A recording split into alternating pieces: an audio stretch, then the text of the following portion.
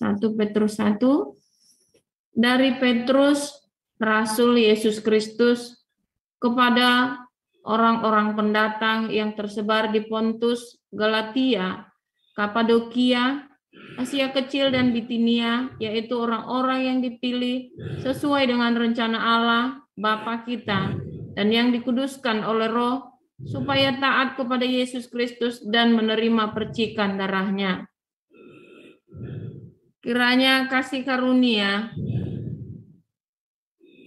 dan damai sejahtera makin melimpah atas kamu.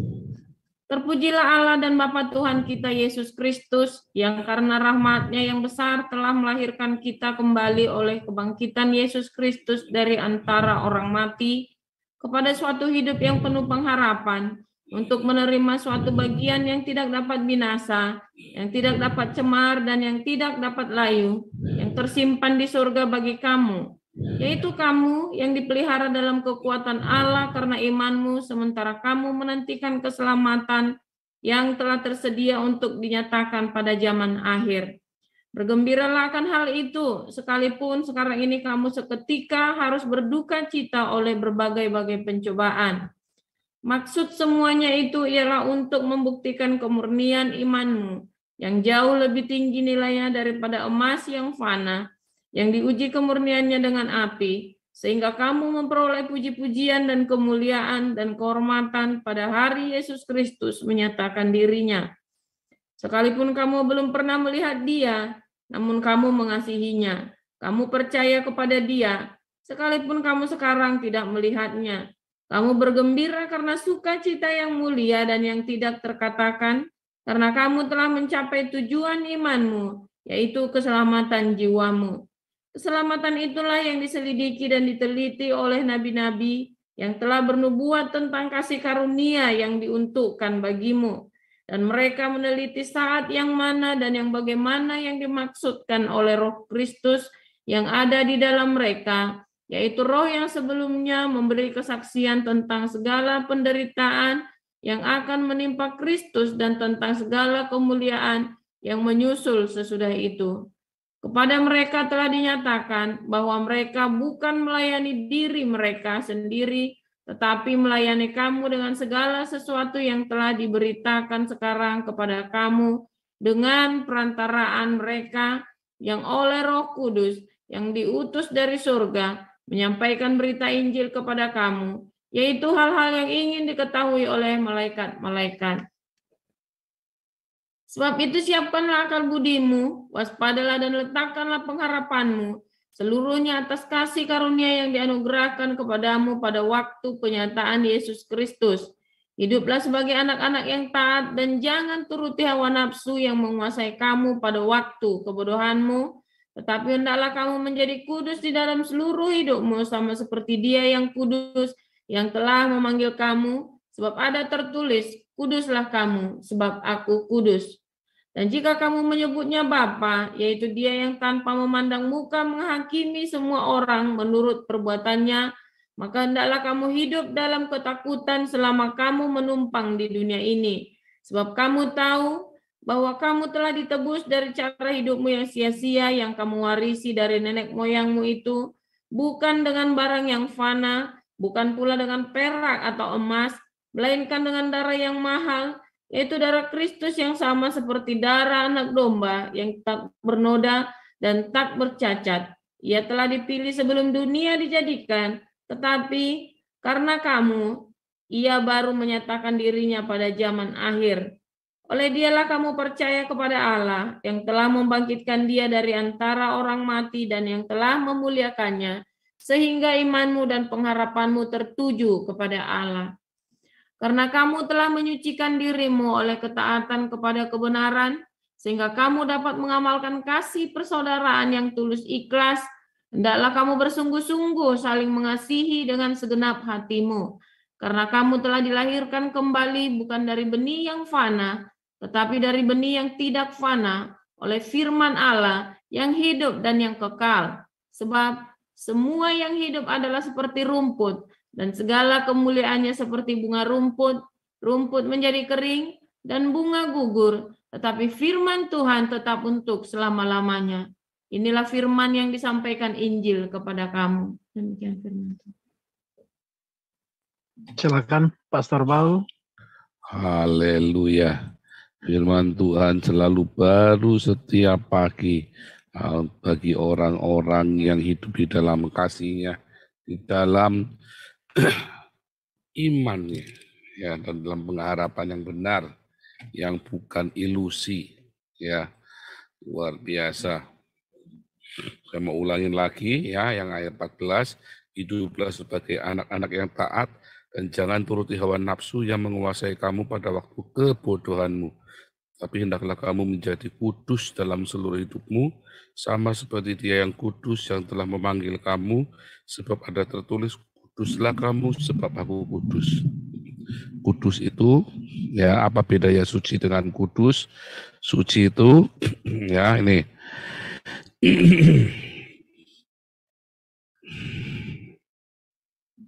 Nah, ini putih, jadi nggak suci lagi dah itu.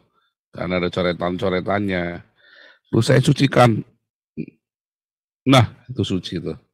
Itu namanya suci. Putih, ya. Bersih, itu namanya suci. Kalau namanya kudus, itu namanya dikhususkan.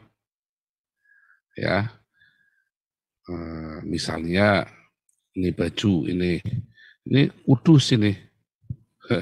Ya, tidak boleh dipinjam ini, bajunya warna hitam-hitam ini. Anak saya pun tidak boleh pakai. Misalnya begitu ya. Saya dikuduskan. Misalnya saya punya baju yang white collar itu ya. Itu khusus itu untuk kalau ada perayaan saya diundang untuk khotbah di perayaan. Nah, itu khusus yang white collar. Namanya dikuduskan. Spesial. Bukan sekedar spesial, tapi saya buat sedemikian rupa supaya itu menjadi tidak umum. Bukan sekedar spesial, tetapi dikuduskan juga.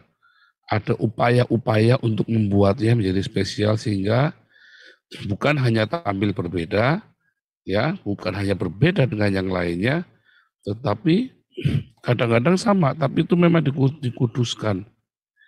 Ya, saya dedikasikan. Nah, ada mengandung kata mendedikasikan dalam sebuah integritas, kredibilitas, dan kapabilitas.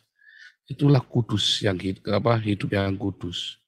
Ya, hidup yang didedikasikan di dalam integritas, dalam kredibilitas, di dalam kapabilitas. Ya, wah, bahasanya susah amat ya.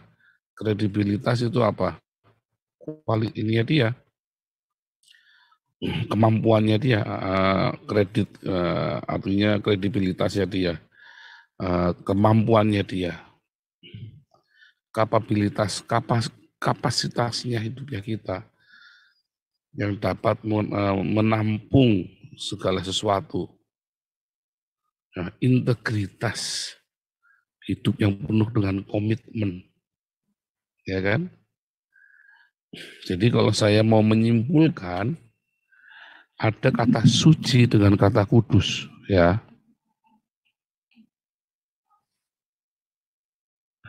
Kata suci, pure, ya. Ini dari kata kados.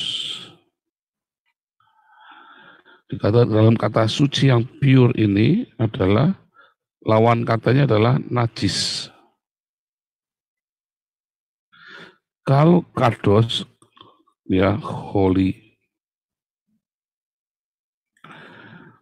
Lawan katanya adalah unholy, tentunya ya. Tidak kudus, tidak spesial. Di dalam kata ini, dalam kata yang namanya suci ini, putih bersih.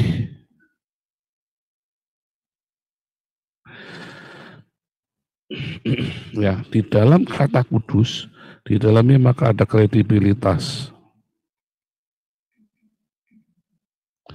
ada kapabilitas, ada integritas, dan ada kesucian. Inilah kudus. Ya. Orang-orang yang berpikir dalam kefanaan, ya, orang-orang yang berpikir di dalam kefanaan, berpikirnya dia hanya mengejar benar salah, orangnya berpikirnya hanya mengejar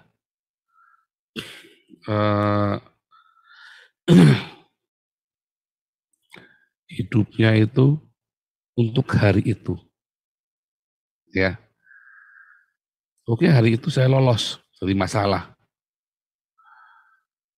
Orang-orang ini, ya, kalau Anda pernah masuk dalam masalah besar, kalau ada orang tenggelam, apa yang paling diinginkan?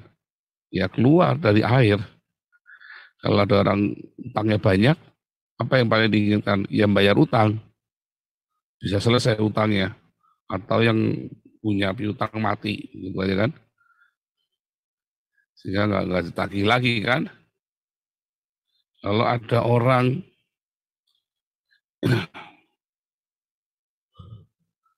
istrinya sakit-sakitan, atau suaminya sakit-sakitan, terus biar cepat mati. Ya, ya kan? Karena dia berpikirnya hari itu saja. Dia tidak berpikir jauh ke depan.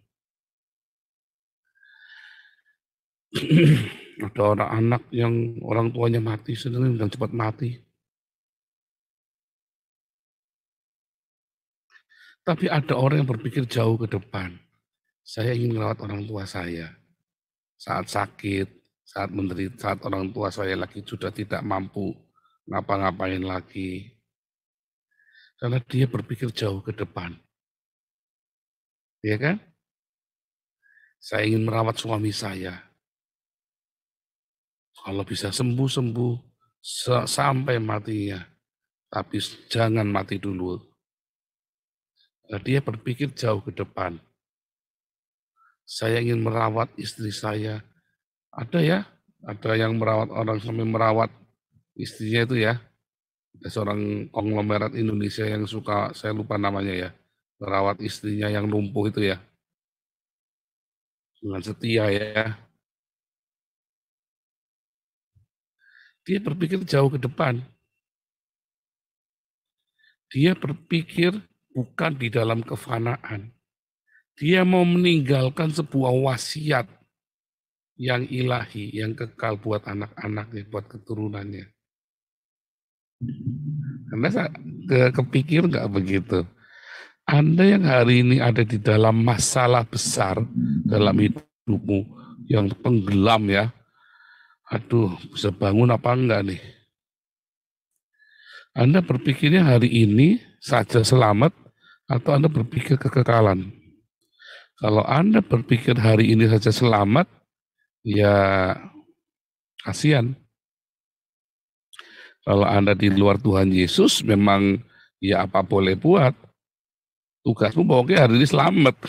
Tapi kalau kamu sudah di dalam Tuhan Yesus, tidak ada kata sial, ya kan? Maka nikmati hari ini, jalani hari ini, Anda berpikirnya kekekalan. Tahu nggak bedanya? Waktu saya ngadepi masalah ya, perekonomian saya korat-karit ya, saya menanggung yang bukan tanggung jawab saya. Keluarga saya berantakan karena saya berzina, ya kan? Anak-anak sekolahnya kacau, emosinya, psikologisnya kacau. Kemudian saya menyakiti banyak sahabat saya semua sahabat-sahabat saya semua saya sakiti semua. Jangankan sahabat, keluarga saya saja saya sakiti semuanya.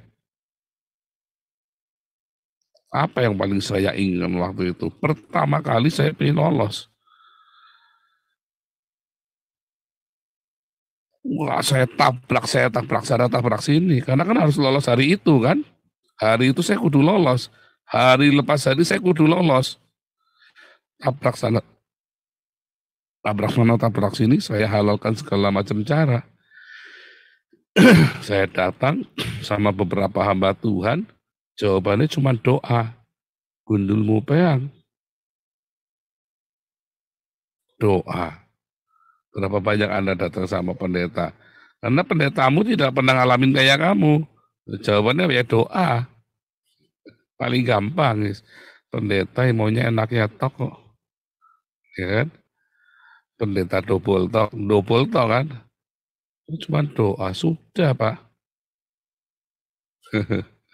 Ya sudah, nanti saya doakan buat kamu.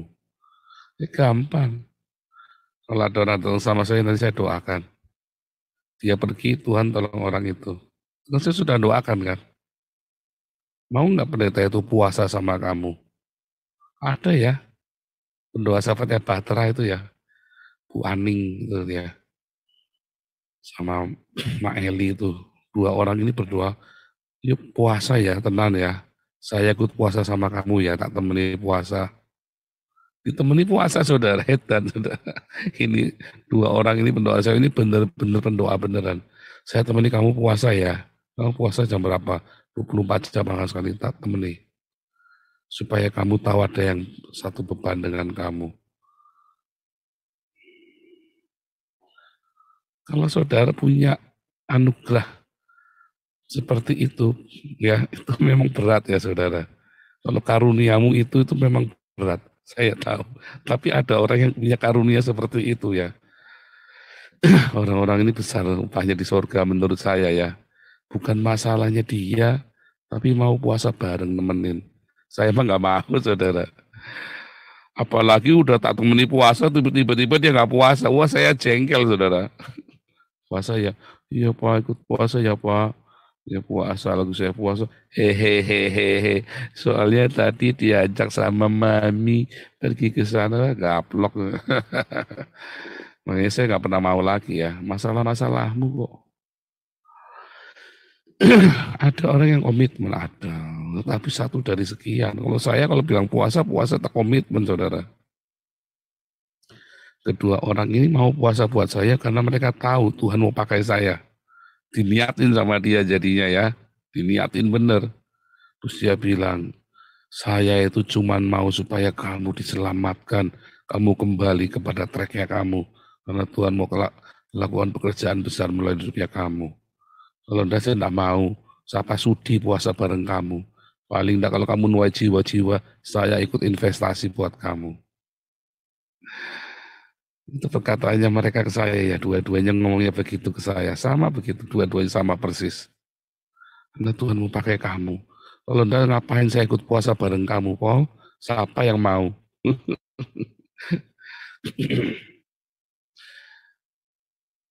Berpikir dalam kekekalan, saudara. Ya, bukan hari itu selesai. Nah, setelah saya mengalami perjumpaan dengan Tuhan ini,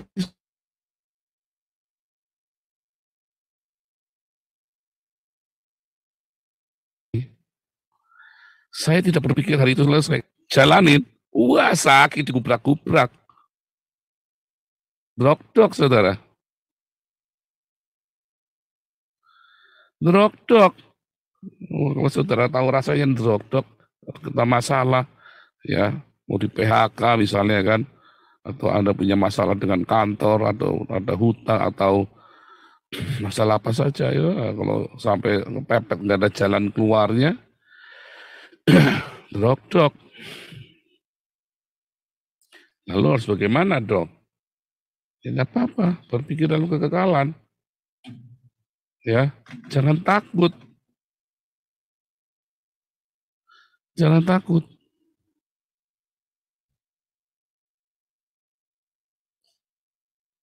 Harus apa hari itu? Diomelin orang, duduk, dengar omelannya. Jangan dipelototin, lagi diomelin, pelototin. Apa lu ngomel-ngomel, gua gampar lo. Saya dulu pertama gitu ya, ada debt collector sama kisah ya, galangan saya daripada dia. Dia gebrak, saya gebrak balik. Ya, dia kasih parang, saya kasih pistol. Wah, galangan saya sama debt collector juga ada yang berani sama saya, serius ya. Debt collector dulu gak ada yang berani sama saya. Jadi galakkan saya. Sampai pusing orang-orang itu dulu ya sama saya ya. Mungkin kalau dia baik, saya akan baik sekali sama dia. Kalau dia tidak baik, saya lawan saudara. Mati-mati udah pokoknya. Tapi ketika saya mengalami perjumpaan dengan Tuhan, dirubah cara berpikir saya, mindset-nya. Sebenarnya kan nggak perlu ketemu Tuhan kan, berubah mindset kan. Cuman ada rasa comfort di sini. Ya. Kemudian saya ngerti apa yang saya lakukan hari itu. Gubrak, wah 1 bulan saudara, wah ngatasinya itu gimana nih, nahan diri supaya jangan marah, habis disamperin saya nahan diri, ya, di rumah saya ngamuk-ngamuk, yang dia ngamuk ya anak, sama anak-anak kasihan ya.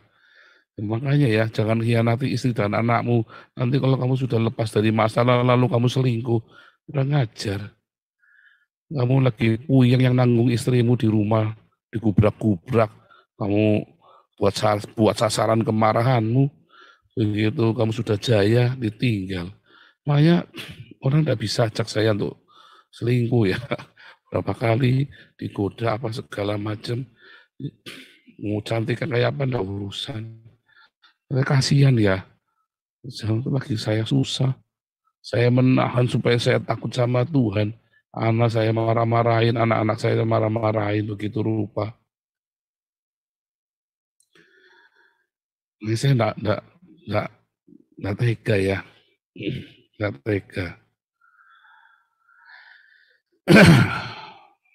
Nah, 1 bulan. Bulan kedua ya sudah bisa ngatasin. Bulan ketiga 1 tahun, masalahnya yang hilang. Penuh dengan kasih karunia. Orang datang dengan lemah lembut. Ya. Malah bahkannya datang dengan pengampunan. Bawa surat pengampunan ya. Surat penghapusan dosa. Surat penghapusan hutang. Saya pernah dihapus hutang ini 500 juta rupiah ya. Ditulis surat penghapusan hutang. Saya suruh tanda tangan. Saya tanda tangan. Dan ya, saya pikir mau ajak berantem. Datang bawa 2 orang. Saya sudah siap-siap nih. Wah, kamu doa. Saya bilang sama Ana ya. Ana doa masuk ke kamar. Saya hadapin, saya sudah siap ini. Paksa tarung dah. Tiba-tiba dia bawa tanda tangan apa Pak? Tanda tangan apa lagi Pak? Wah saya sudah mulai panik ya. Tanda apa lagi nih? Saya nggak mau tanda tangan pokoknya kan. Penghapusan hutang. Ini dengan senang hati loh ya. Nggak ada syaratnya lagi. Ketika saya merendah, justru itu terjadi keajaiban, saudara.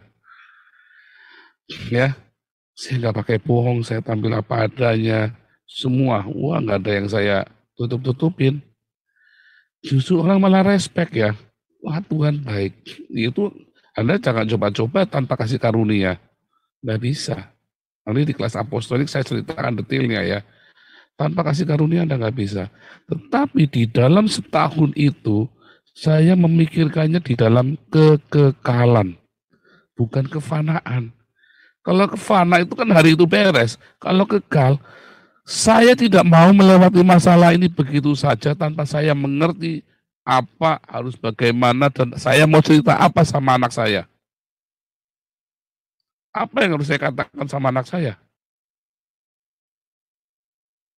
Saya menang gara-gara saya tembak orang kepalanya. Saya menang karena saya lebih bajingan daripada orang lain. Untung saya tidak memilih jalan itu waktu itu ya. Kalau Anda ingin berhasil saat itu, ya fokus. Berpikirlah dalam kefanaan. Ya kan, aturan dunia kan begitu. Hari itu apa? First thing first. Ya kan? First thing first, ya Anda beres dari itu. Kalau perlu tembak kepalanya. Kalau Anda perlu jadi mafia. Kalau perlu jualan narkoba sekalian. Ya kan? Jadi bajingan sekalian, jadi bajingan gede kan? Tetapi kalau Anda mau benar-benar hidup dalam kekekalan, Anda akan berpikir generasimu stop. Anakmu, cucumu, cicitmu akan punya kesaksian bahwa nenek moyang mereka hidup takut akan Tuhan dan Tuhan menolongnya. Itu kan yang dilakukan Abraham kan? Makanya Abraham nggak ambil shortcutnya, nggak mau. Sarahnya buru-buru. Bahkan Abraham begitu tenang dalam banyak perkara. Akhirnya Abraham percaya janji Allah. Dia berpikir di dalam kekekalan. Ketika Musa punya masalah, dia berpikir dalam kekekalan. Ketika Daud punya masalah, dia berpikir dalam kekekalan.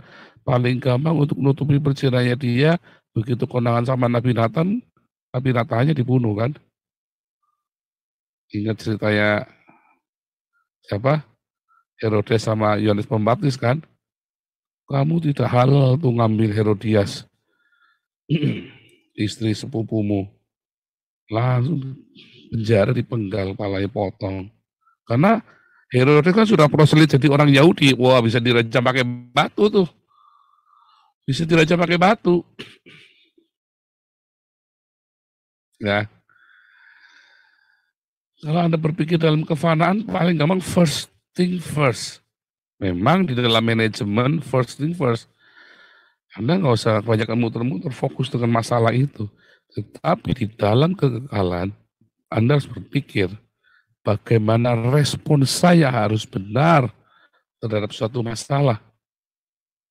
Sebab saya dikuduskan bagi Tuhan, memang kemarin saya sudah bikin najis. Sekarang saya mau bertobat, saya mau beres. Ada proses yang harus dilalui. Dandung, suruh apa? Rendah hati, ya rendah hati, diem, rendah hati. Wah, pertamanya nggak tahan, suruh rendah hati, yang telenanya istrimu, anakmu, suamimu, keluargamu. Disuruh apa sekarang? Bukan cuma rendah hati nih, suruh sabar, suruh nunggu. Jangan utang. Saya telepon kakak saya, jam 6 utang 100.000 aja, diomelinnya panjang lebar, duitnya nggak dikirim. Padahal kalau saya kirim puluhan juta, sekali kirim saya nggak pakai nanya, buat apa nggak pakai nanya itu, langsung tak kirim.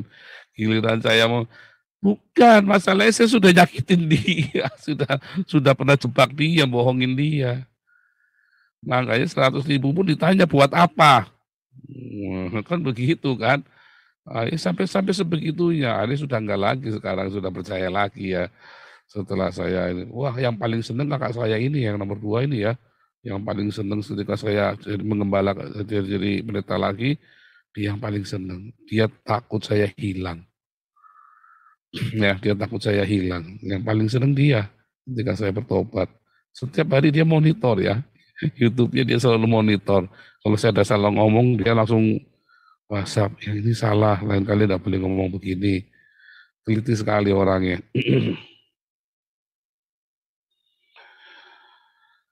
Harus apa? Sabar.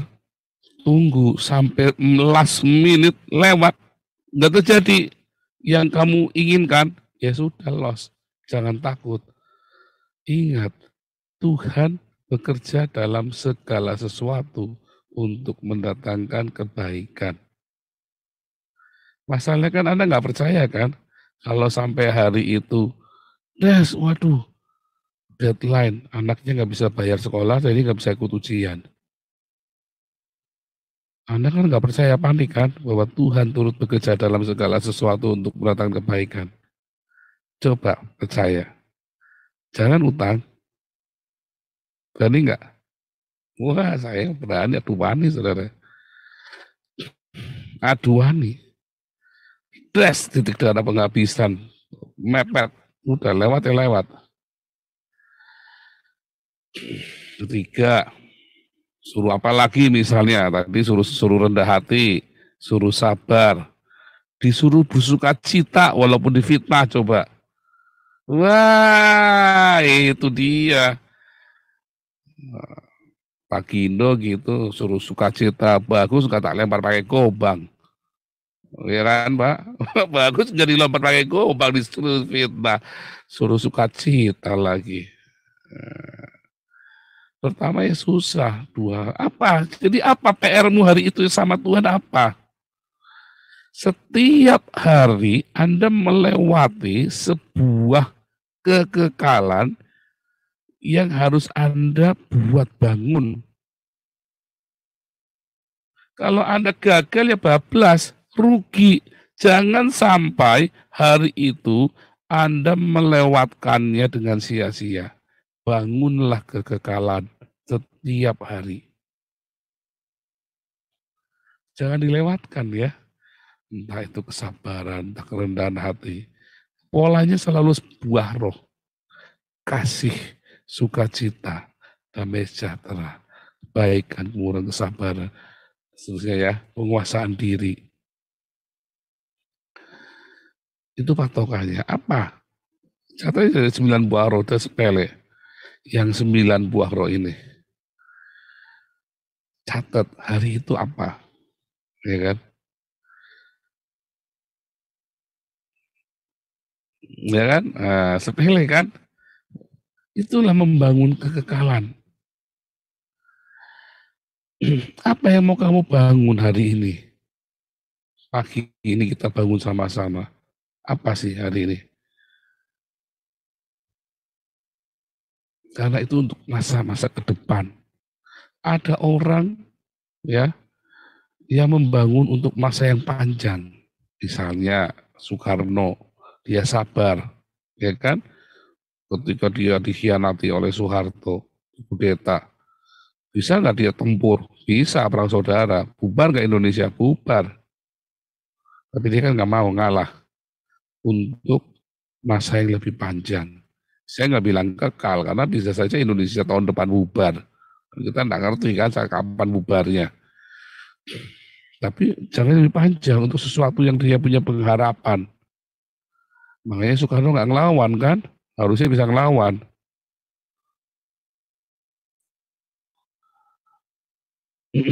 Misalnya ada lagi,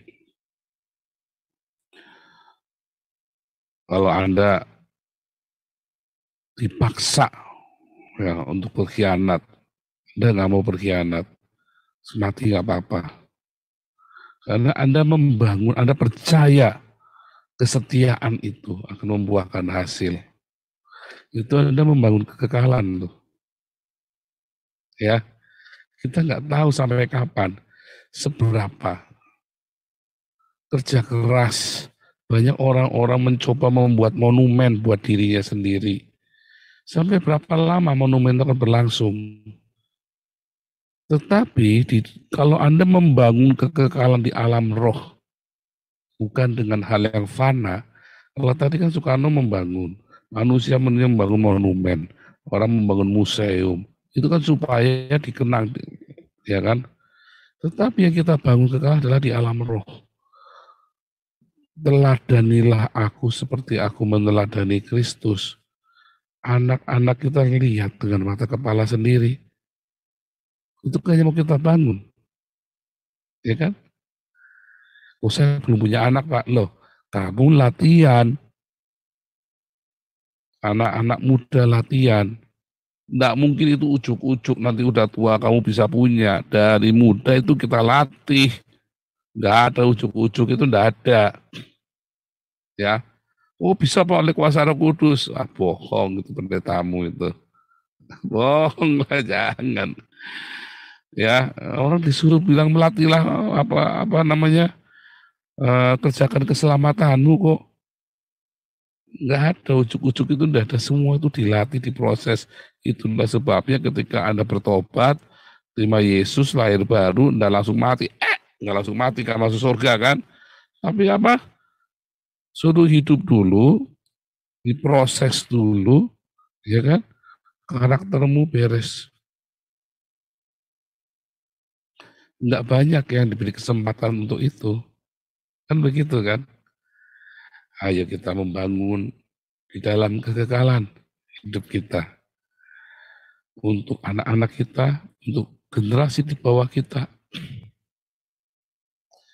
Tadi Ayub bilang bagus ya, Anda nyadar nggak tadi? Waktu Ayub berkata, manusia itu kalau udah mati, tak selesai, hidupnya selesai kan? Kalau pohon, selama masa tunas ya, dipotong, dia tumbuh lagi, dipotong dari tunas yang sama. Kalau manusia kan nggak akan dilepas kan, punya anak akan dilepas kan. Kalau dia mati, udah mati dia.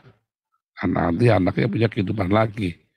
Kalau pohon kan enggak dipotong atasnya, selama akarnya masih ada dia tunas terus kan, keluar terus kan. Itulah kekekalan, ya kan? Itulah kekekalan. Makanya Yesus disebut Hanotsri, sang tunas.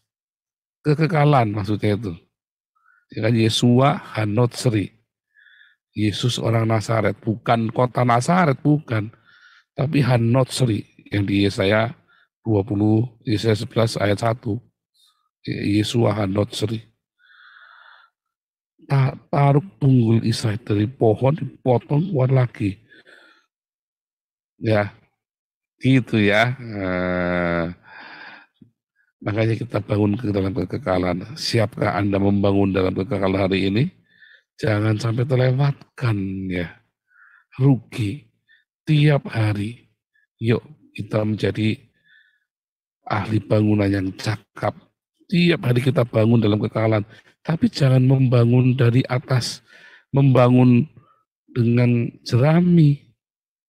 Kepura-puraan. Ya. Seberapa murninya hatimu itu paling penting. Anda jangan membangun di atas ilusi. Jangan membangun dengan ilusi ya. Ilusi dan retorika. Banyak orang rendah hati yang sombong. Banyak orang penuh dengan normatif-normatif. Tanpa dia ngerti. Oh harusnya pendeta kan tidak boleh gitu. Harus lemah lembut. Yang gitu-gitu yang ya Anda sudah belajar kemarin kan. Berseri kan. Kita ceritanya kan berseri terus. Tapi kita bangun dengan emas yang murni. Ya. Supaya nanti kalau diuji tinggal emas tetap. Supaya jangan rontok semua. Kalau Anda hidupnya penuh dengan retorika ya rontok. Tuhan Yesus memberkati.